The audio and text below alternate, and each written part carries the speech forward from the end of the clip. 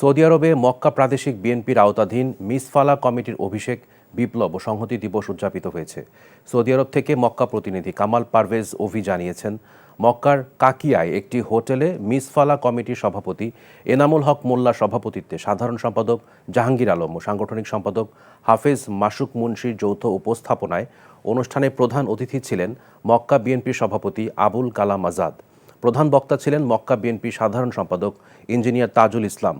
বিশেষ অতিথি ছিলেন ইঞ্জিনিয়ার নাসির চৌধুরী, তৃতীয়ুল হক মৃধা, রাশেদুল ইসলাম চৌধুরী, মক্কা যুবদলের সভাপতি সাইদুর রহমান সোহাগ, সাধারণ সম্পাদক কাশেম হারুন, ফায়েজ আহমেদ সরকার। বক্তব্য রাখেন সিনিয়র সহসভাপতি তাজুল ইসলাম, সহসভাপতি মোহাম্মদ ইব্রাহিম, সিনিয়র যুগ্ম সাধারণ সম্পাদক নুরুল আলম মাস্টার, মোহাম্মদ শাহাদাত হোসাইন, মোহাম্মদ আমজাদ হোসেন ও মোহাম্মদ ফয়সাল। উপস্থিত ছিলেন প্রধান উপদেষ্টা হেলাল উদ্দিন, উপদেষ্টা আবুল ওয়াহেদ, উপদেষ্টা মোহাম্মদ ফারুক ও উপদেষ্টা মোহাম্মদ কাজল। শেষে নবগঠিত মক্কা বিএনপির আওতাধীন মিসফালা কমিটির নাম ঘোষণা করেন মক্কা বিএনপির সভাপতি আবুল কালাম আজাদ। টাকা চুরির জন্য যদি আমার গলায় জুতার মালা পরাইতে হয়, তাহলে আমার শালীর সাথে প্রতারণা করার জন্য তোর ফাঁসি হবে। দুলা ভাই, আপনার তো ঘর জামাই বইলা একটা পরিচয় আছে, আমার তো তাও নাই।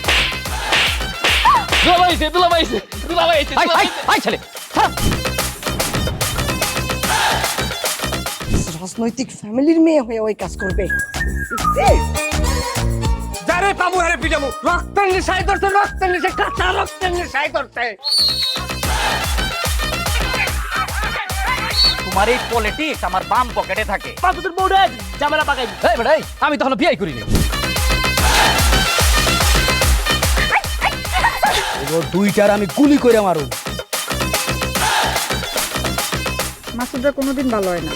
আপনার পোশাক আশাক দেখে কিন্তু আপনার তালুকদার বংশের লোক মনে হয় না আব্বা, আপনার মনে হয় যে আপনি ফকির বংশের লোক।